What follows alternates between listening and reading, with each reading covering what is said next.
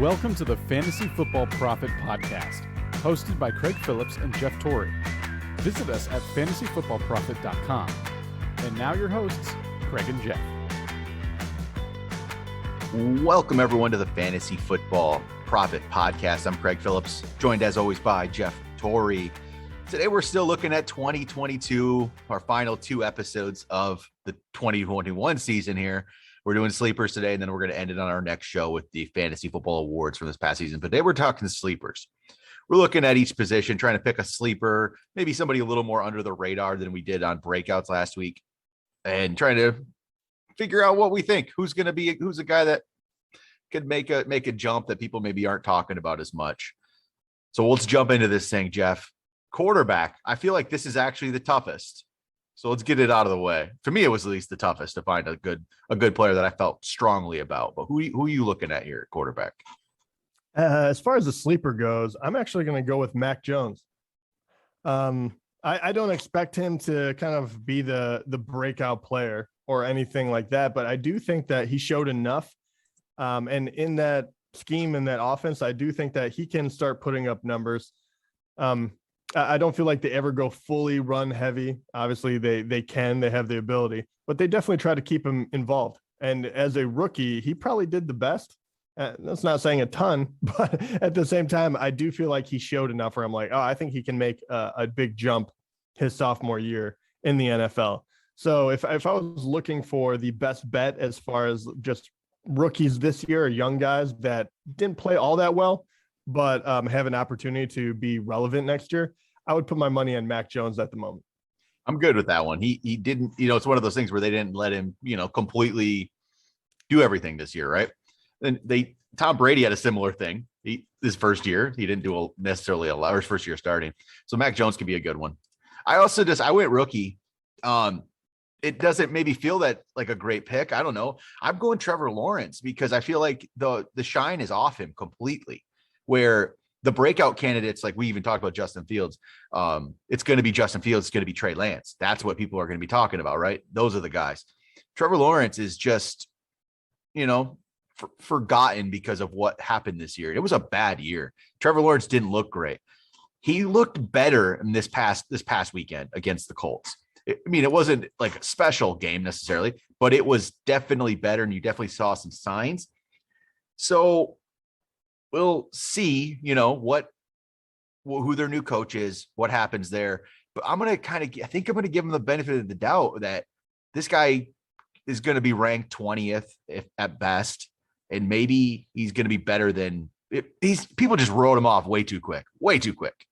It was just an absolute mess there in Jacksonville this year. Let's let him get a real shot and see what he has. Because this guy was special in college. He was beating Alabama as a freshman. So there's more there. I just don't want to be done with Trevor Lawrence. So I think he's just actually flying under the radar, which is crazy.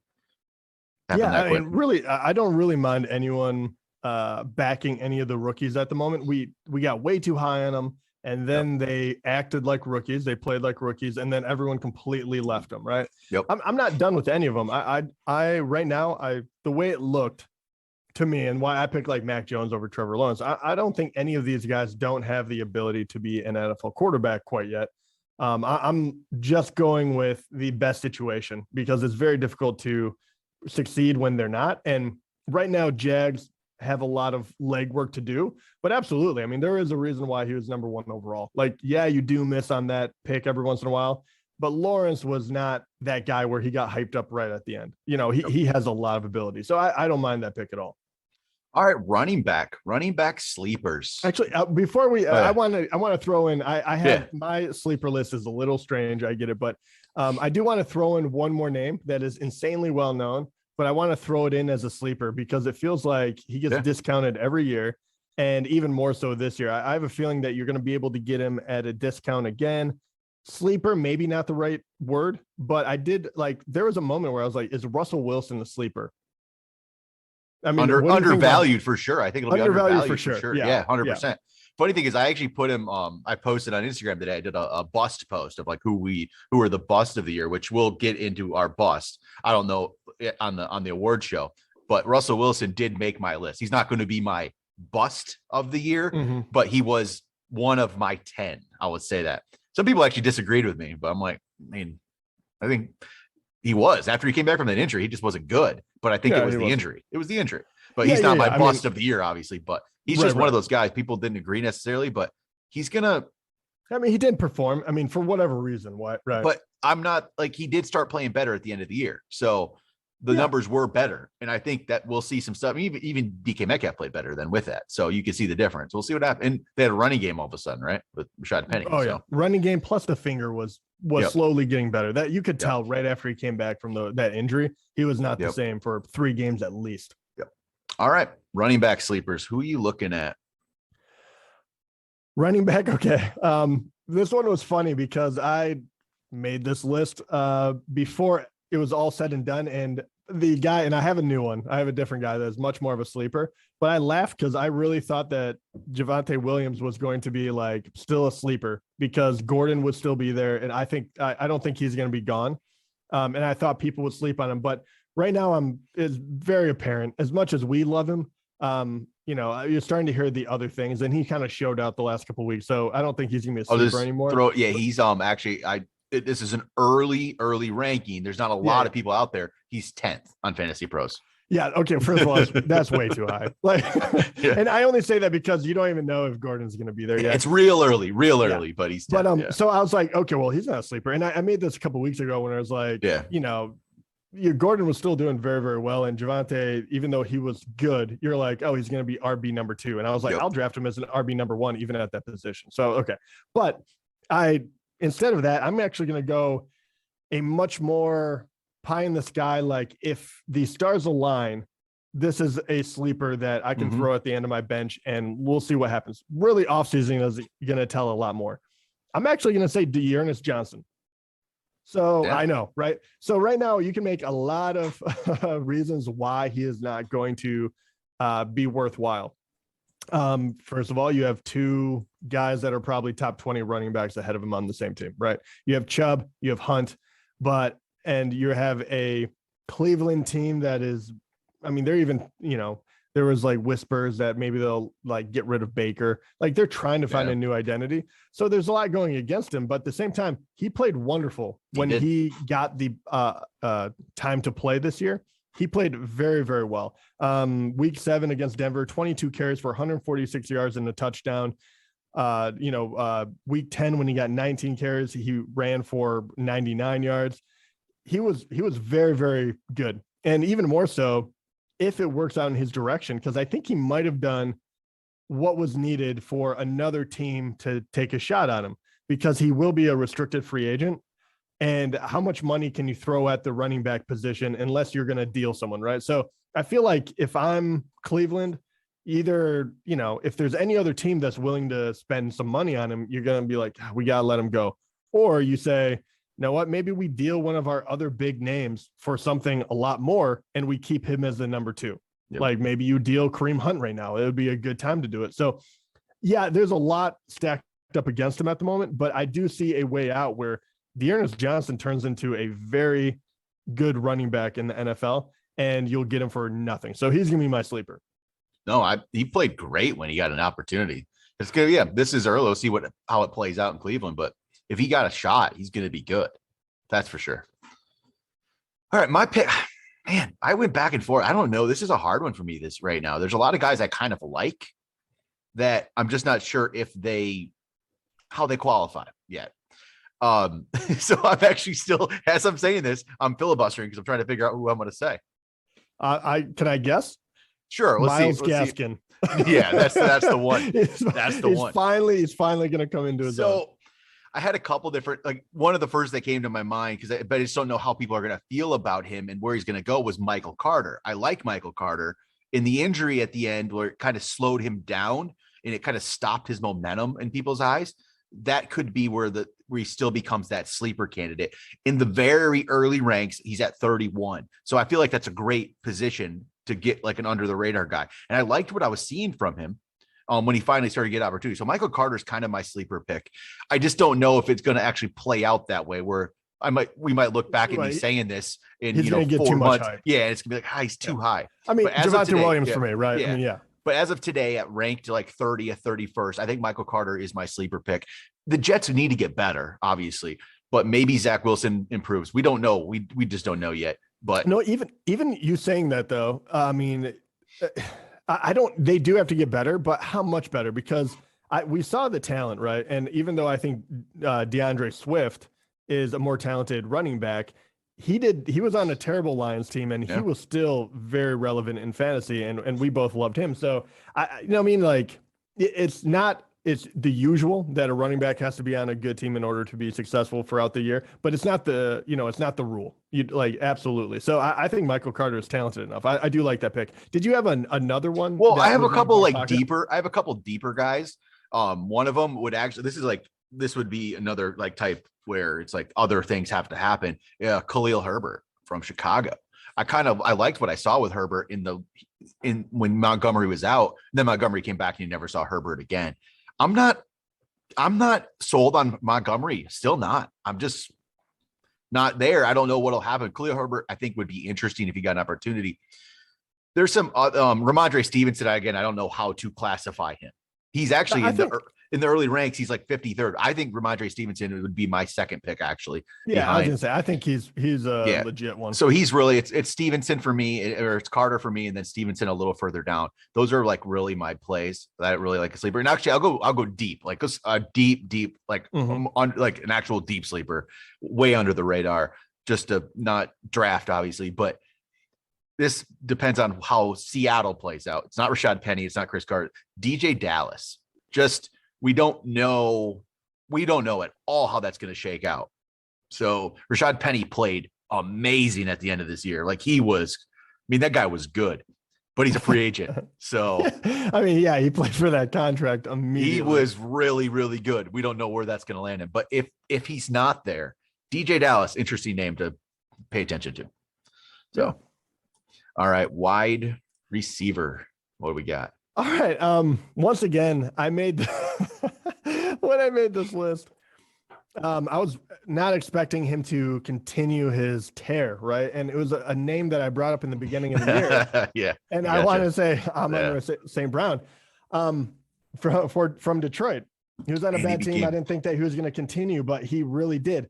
Even saying all of that, he played wonderful at the end of the year. I got to pull up his numbers really quick, because if you are living under a rock, or if you weren't anywhere near the playoffs, you probably had no idea that he was doing this well. But from week 13 on, in standard scoring, I'm just going to read off the numbers. It's quicker than doing the whole stat thing. But he had about 15, then 7, 15, 17, 27, 18. And he caught 5 touchdowns in the last 6 games when he didn't catch anything the first 12 weeks. So he was really starting to come into his own. They kind of figured out how to use him in multiple ways. You can see Detroit getting better. Not that they're going to be a playoff team or anything next year, but they should be able to score a little bit more than they did this year. And they have a lot more holes to fill. So even if they added one more wide receiver, I don't think it's going to affect how they can use this guy. In fact, it might actually help them. You can get a true number one. I think he's more of a slot. And then you have Hawkinson at tight end. You have DeAndre Swift and, whoever else they're going to have in the backfield, and Goff and then put everything else on D. So I don't think he can get pushed to the side. I think that the production was real to a point. He could fall off a cliff. He could just be an average wide receiver. I don't see that huge potential. Like, you don't look at him and see a Chase Claypool, like just some, freak athlete, but he's very solid. He's very good. He's a good wide receiver. But with that, I do wonder if it's going to skyrocket, because he did end up finishing in the top 30, finished 29th after that huge, finish. But at the same time, he's going to be on the Lions. He's not a huge guy. And as soon as they draft one more wide receiver, or get one more wide receiver, everyone will downplay him. So I still think that he can be my sleeper pick, even though he finished wonderful. And I was really happy to see it. But, it takes some of the, air out of the sleeper title. I can't see him ended up being ranked higher than like 25 to 30 on the highest of people's. I just can't see it. I can't see him being in the top 30 personally. He currently, let's see. Hard to call that a sleeper still. Yeah, I just can't see it happening. But if he's outside of the top 30, I really feel like it is a sleeper. I do. Yeah, I think it still can get there, especially if we'll see. We'll see where it's such an I don't know what to think. I don't know. It actually played out better than we expected, but it played out because we thought, okay, he's a good prospect with nobody to throw the ball to, right? It was perfect. Right. The scenario is perfect. It played out even better than we anticipated. Not right away, but it did. So yeah, he's going to be interesting. He's such an interesting candidate. I was hearing, I don't remember, maybe I was on Twitter or something. There's some talk about him, and people were talking, maybe we'll get him in the 4th or 5th round. I'm like, ooh, that's a little, like, if that happens, then okay, the hype's out of control. That's like early. That's like the early, right? People talking today. Like, look how good he. Okay. That'll die down. I do have other players I can talk about, because when I was rereading this list, I was like, wow, unbelievable! Like what 2 weeks can do to you. Like, right. You know what I mean, but anyway, let's hear yours first before we do some honorable mentions. So I went with another rookie that, from this year, who showed signs early in the year and then didn't do anything after that. Rondale Moore. I love the talent. Mm-hmm. I loved the talent before the draft. I talked about him before the NFL draft. I loved the talent he had. I didn't know how it would be utilized. The first couple games, he was 4 for 68 in game 1, and then game 2 he had 7 catches for 114 yards, a touchdown. I'm like, wow, this guy's going to be great right away. Then just nothing really happened after that, to be honest. He had 11 catches in a game against Seattle. That 11 catches turned into 51 yards. They were trying to get him the ball near the line of scrimmage, but AJ Green, I don't know if AJ Green will be there or not, right? We don't know how it's going to be in Arizona. I think there's going to be an expanded role for Rondale Moore. And if there is, I think he can get, more production. DeAndre Hopkins, I don't think is going to get better. He didn't play, was hurt a lot. So I just feel like there's going to be more opportunity for Rondale Moore. So I really, really like him. And I think he's going to not be at all over drafted, because he, just was a forgotten player after he, started the year well, and then it really went downhill. So Rondale Moore is still going to be on my radar. I love the talent there. Yeah. I like the talent too. If they can figure out the correct way to use him, that's the biggest key. I would be all in. Yeah, because he's a great athlete, but I don't think he's not a pure wide receiver. He's not the pure running back. But we've seen those guys be notable, and that offense is a place where he could definitely stand out if they give him the opportunity. So I was going to say, before we move on, there's a couple other guys like that I would have been picking from. One is not going to people aren't going to be that shocked by it. I do wonder how late Rashad Bateman is going to be chosen. Yep, I like that one. I don't know if he's actually going to be a sleeper as well. But if his notoriety doesn't go up, because he really didn't do as much as we had hoped, but he had obviously was injured. He was a rookie. There's a lot going on there. So I do think that he could fly under the radar and be a very nice sleeper. And the other one that is a little bit further down, depending on, once again, a bad team getting better. Another player that I was watching was Nico Collins of Houston, and he looks the part. He was on a terrible team, but it does feel like whether it be Davis Mills or Watson or whoever next year, I do think that this is one of those young guys that you should definitely look out for. And he was really undervalued. But at the end of the year, he had a couple of catches that were pretty nice. But yeah, I like Nico Collins as well. I think he's a true sleeper, even though I talked about 2 other guys, but they do have name recognition that I mentioned. I'm going to throw one more name out that's further down that I really liked watching the last few weeks, and I feel like there's just no talk about him, is Braxton Barrios. I loved what I was seeing from him. He's a free agent, so we don't know what's going to happen, but could you see Barrios actually being signed by somebody else as like, they're going to sign this guy and we're going to put him in the slot. We're going to use him in some way. Like I can see it. I kept at the very end of the year, I kept hearing about the Jets really wanting him back. I would be, surprised if they decided to throw a little bit of cash at him and use him, because when they did, it was good. And heaven knows they need as much as they can get, because it hasn't really come together for Zach Wilson quite yet, but you do have a lot of pieces coming together. So if you have a good slot guy, I do agree with you. He ended the year with that final game was a nice 2-touchdown game. One was a rushing touchdown, 8 catches, 65 yards. So these last few, like, he didn't do it like early in the year. He did 5 for 51, 7 for 73 to start the year. And then it kind of just disappeared for a long time. And then the last 4 weeks, he started doing a little bit more. 6 catches for 52 yards off 10 targets.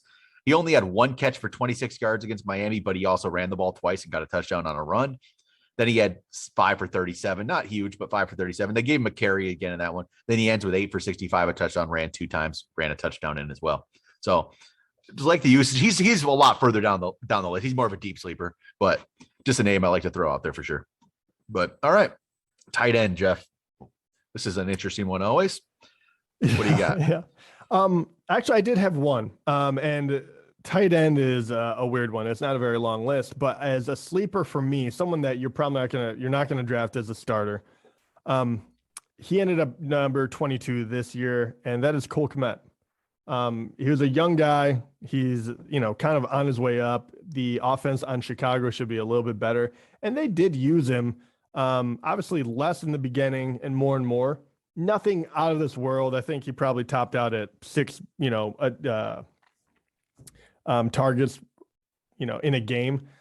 But I liked what I saw, and I'm always a big proponent of this, and I know Craig is too, is, it takes a while for a tight end to come around and really get the feel. Usually you're looking at like year 3 if you're just a normal good tight end, unless you're Gronk or Pitts or something like that, where you're pretty much a wide receiver in a tight end body. But it doesn't happen all that often at all. So what I saw from Cole Kmet was a guy that was establishing himself. He can be a really nice piece to Chicago's passing game.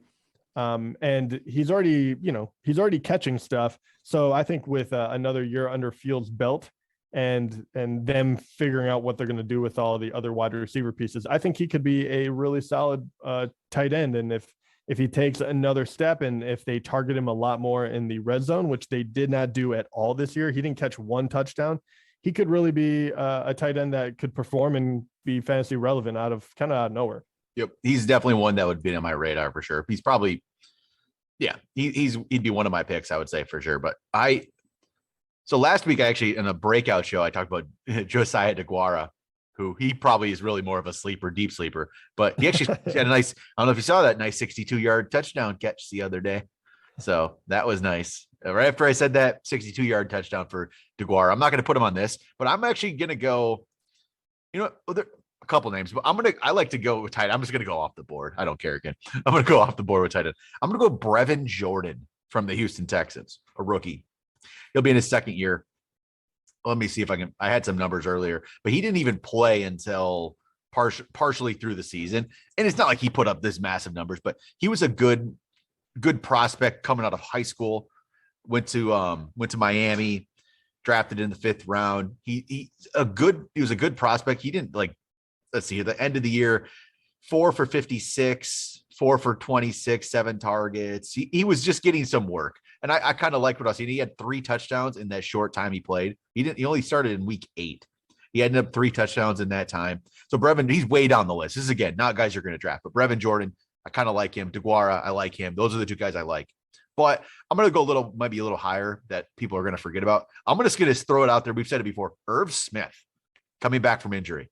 I love the talent. I always have. And, we saw Tyler Conklin getting used.